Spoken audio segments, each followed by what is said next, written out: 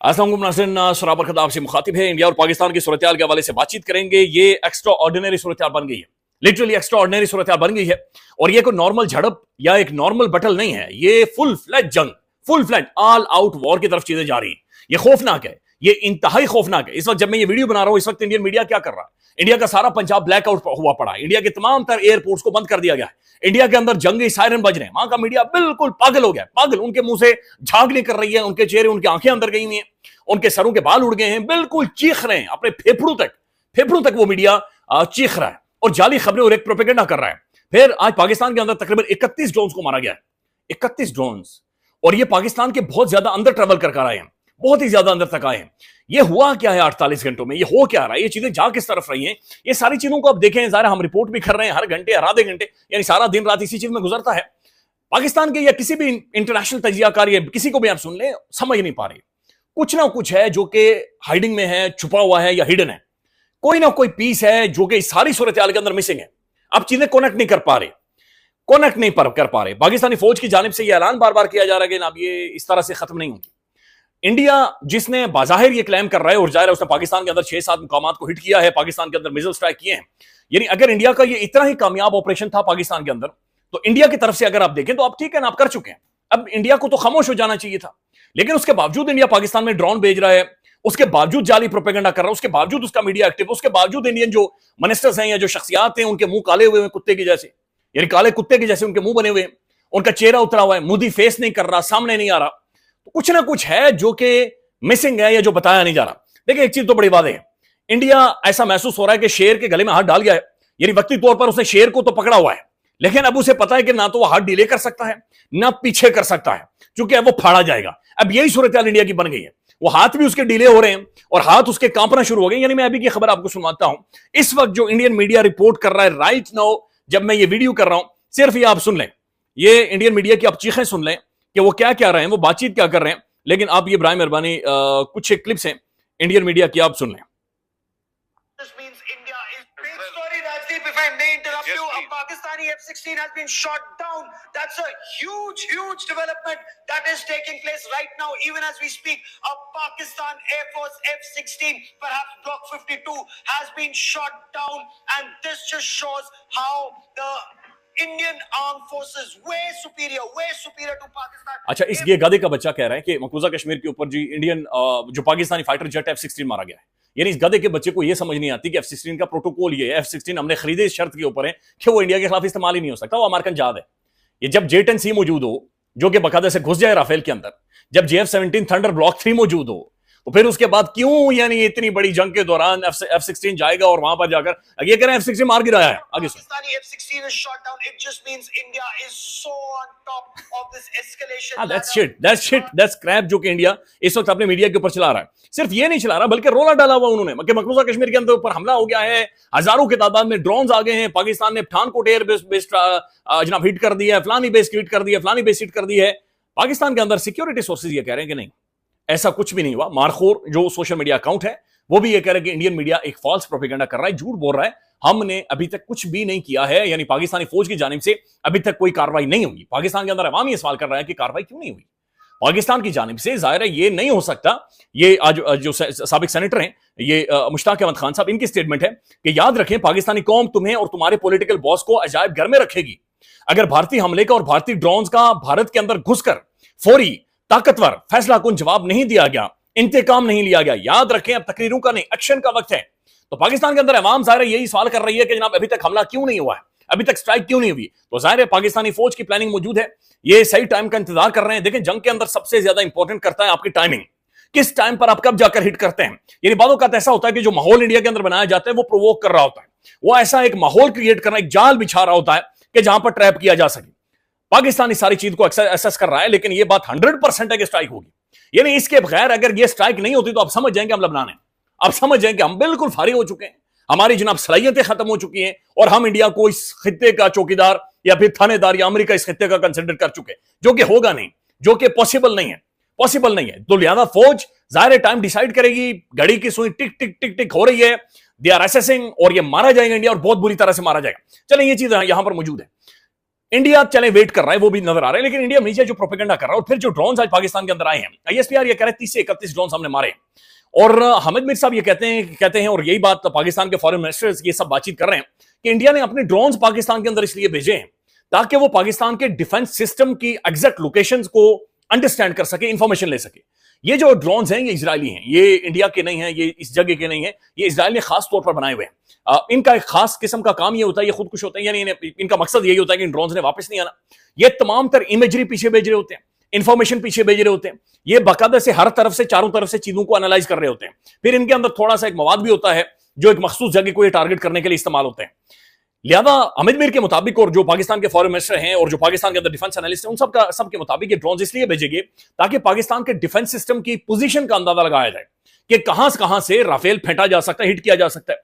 अगर तो इंडिया इस पोजीशन को देखना चाह रहा था तो इसका मतलब यह है कि इंडिया हम मारना चाहता है, इसका मतलब यह है कि इंडिया फिर स्ट्राइक करना चाहता है, इसका मतलब यह है कि इंडिया फिर पाकिस्तान के अंदर आना चाहता है। अगेन सवाल यह पैदा होता है कि इंडिया फिर क्यों आना चाहता है? यानी वो तो यह दावा कर रहा है और दुनिया को ब्रीफ भी कर चुका है कि हमने अपने टारगेट हासिल कर लिए, हमने ड्रोन्स जो मिसाइल स्ट्राइक पाकिस्तान के अंदर कर ली है। तो उसका जवाब यह है जो हामिद मीर साहब अपने प्रोग्राम में दे रहे हैं, जियो न्यूज के पर बैठकर दे रहे हैं। हामिद मीर साहब ये कहते हैं कि जिस दिन इंडिया ने पाकिस्तान के अंदर 6 स्ट्राइकें की थी, उस दिन कुछ और भी हुआ था जो अभी तक सामने नहीं आया, लेकिन उसकी वीडियोज आ रही हैं। इंडियन ब्रिगेड हेडक्वार्टर तबाह हुआ था और इंडियन बटालियन हेडक्वार्टर तबाह हुआ था। इतलात के मुताबिक हामिद मीर की 50 इंडियन फौजी असल में उस दिन मारे गए थे। 50 से ज्यादा इंडियन फौजी उस दिन असल में मारे गए थे, यानी इंडियन फौज प्रैक्टिकली मारी गई थी, इंडियन फौजी फाड़े गए थे। और उनकी वीडियोस भी अब बाकायदा से मुख्तलिफ जगहों से आ रही हैं कि जहां पर उनकी लाशें मुंह के बल पड़ी हुई हैं, बिल्कुल चीरे गए हैं, यानी उनकी धजियां उन्हें रेजा रेजा करके सड़कों के ऊपर वो पड़े हुए हैं। और इंडिया के अंदर ये रिएक्शन मौजूद है। हामिद मीर के मुताबिक इंडियन जर्नलिस्ट ये क्लेम कर रहे हैं और इंडियन फौजी बहुत सारे ये क्लेम कर रहे हैं कि जो इंडियन फौजी मारे गए हैं, उन फौजियों का जो फ्यूनरल हुआ है या जनाजा हुआ है या उन्हें जो आग लगाई गई है, उन्हें आग ऐसे ही लगाई गई है जैसे आप किसी गंद को आग लगाते हैं। यानी एक स्टेट लेवल का फ्यूनरल होना चाहिए था ना। यानी उनके फौजी हैं, रेस्पेक्ट टू जो भी फौज है दुनिया भर की, फौजी किसी भी मुल्क के लिए अपनी जान कुर्बान करने के लिए बॉर्डर के ऊपर खड़ा होता है, चाहे पाकिस्तानी हो, इंडियन हो, कोई किसी भी मुल्क का फौजी हो, अपने मुल्क की वफादारी का हल्फ उठाता है। तो लिहाजा ये जो फौजी इंडियन मारे गए हैं, इनके बारे में कहा जा रहा है इन्हें स्टेट फ्यूनरल यानी एक रियासती तौर पर एक्नॉलेज करके वो जो इंडियन झंडा तिरंगा वो जो ऊपर डाला जाता है वो भी नहीं डाला गया, बल्कि घास की तरह, गंद की तरह इन्हें जाकर साइड में जलाकर राख कर दिया गया है। ये एक रिएक्शन है जो इंडिया के अंदर पाया जा रहा है। फिर राफेल कंपनी खुद ये क्लेम कर रही है कि जब से ये कंपनी फ्रेंच कंपनी जब राफेल बनाने वाली, वो ये दावा कर रही है कि जब से ये राफेल बने हैं, पहली दफा है जो राफेल मारा गया है, पहली दफा है जो इंडियन राफेल मारा गया है। फ्रेंच के अखबार ये रिपोर्ट कर रहे हैं, उनका बैन अवी मीडिया और CNN ये रिपोर्ट कर रहा है कि इंडियन मिलिट्री ने, इंडियन फौज ने अंडरप्ले किया है। राफेल अपनी तारीख में पहली दफा मारा गया है, पहली दफा उसके अंदर घुसकर मारा गया है। और यह बात ज़हन में रखें, पाकिस्तानी बॉर्डर के अंदर नहीं आया था, यानी यहां से स्ट्राइक करके उसे मारा गया था, यहां से स्ट्राइक करके मारा गया था। तो ये जो सूरत हाल है ये तो नजर आ रही है, ये चीजें तो सारी अंडरस्टैंडेबल हैं जो कि चीजें कनेक्ट हो रही हैं। डॉक्टर मोहित पीरजादा इस सारी सूरत हाल के ऊपर क्या कर रहे हैं, बड़ा इंटरेस्टिंग उन्होंने ट्वीट किया है। अभी थोड़ी देर पहले मैं वो आपके सामने रख देता हूं कि बुनियादी तौर पर डॉक्टर मोहित पीरजादा क्या कह रहे हैं। ये सबसे ज्यादा इंटरेस्टिंग है मोहित पीरजादा के ट्वीट। वो लिख रहे हैं कि India intends to escalate. When I tweeted, वो कह रहे हैं कि इंडिया एस्केलेट करना चाहता है। Modi government needs an opportunity to escalate. Loss of some 3-4 Indian plans including at least 1 Rafale puts pressure on them to escalate. कि इंडिया के जो 3-4 असल में जहाज मारे गए हैं और उनमें खासतौर पर जो राफेल मारा गया है, ये इंडिया को मजबूर कर रहा है कि भाई अटैक करें, भाई वापस जाएं, इंडिया को कुछ ना कुछ चाहिए दिखाने के लिए। And more than 25 drone strike inside Pakistan is in the last 24 hours now prove that.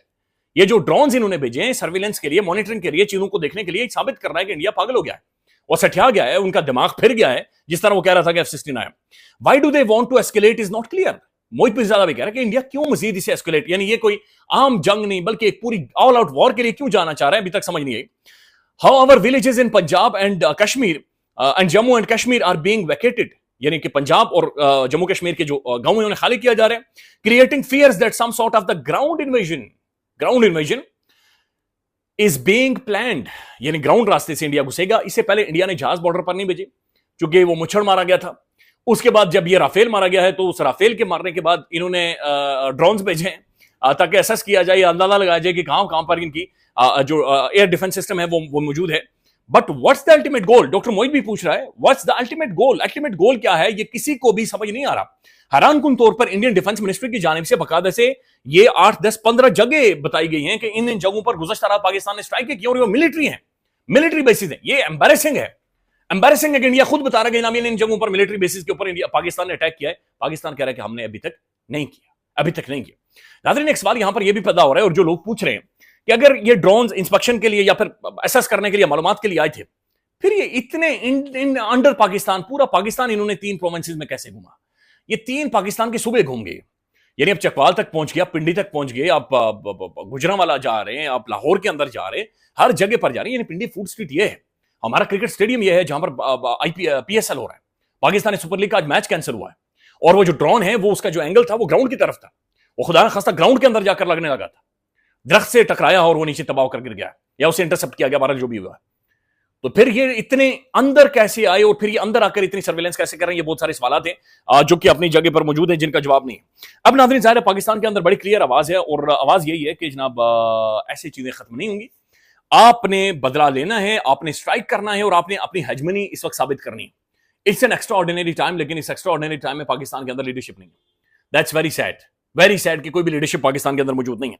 DG ISPR ने छठी प्रेस कॉन्फ्रेंस की है जी, बार बार ISPR इंगेज कर रहे हैं, मीडिया को सारी चीजें बता रहे हैं। ISPR ने शुगर बिल गाया है, उन्होंने कहा कि जनाब अगर हमने मिसाइल मारे ही थे तो वो मिसाइल जनाब खेतों के अंदर पड़े हुए हैं जहां पर आग भी नहीं लगी, कम से कम आग तो लगा देते डफरो। लिटरली ISPR ने कहा थगड़ो आग तो लगा देते, कम से कम पता चलता कि कोई ना कोई चीज आकर यहां पर लगी है, वो आग भी नहीं लगाया। उसके बाद उन्होंने कहा कि इंडियन मीडिया ये कह रहा है कि पाकिस्तान ने हमला किया है। ये बड़ी इंपॉर्टेंट स्टेटमेंट है। उन्होंने कहा जब पाकिस्तान हमला करेगा तो फिर हमें इंडियन मीडिया की जरूरत नहीं है, पूरी दुनिया देखेगी और पूरी दुनिया गूंज सुनेगी, पूरी दुनिया गूंज सुनेगी। It's a high test of Pakistan government मौजूदा। अगेन आई विल रिपीट, फौजें नहीं लड़ा करती, हुकूमतें लड़ती हैं, लीडर्स लड़ते हैं। खान लड़ा था, पॉलिटिकल लीडर्स लड़ते हैं, खान लड़ा था, वो बंदा लड़ सकता था, क्या ये लड़ेंगे? This is a big question जो कि अपनी जगह पर मौजूद है।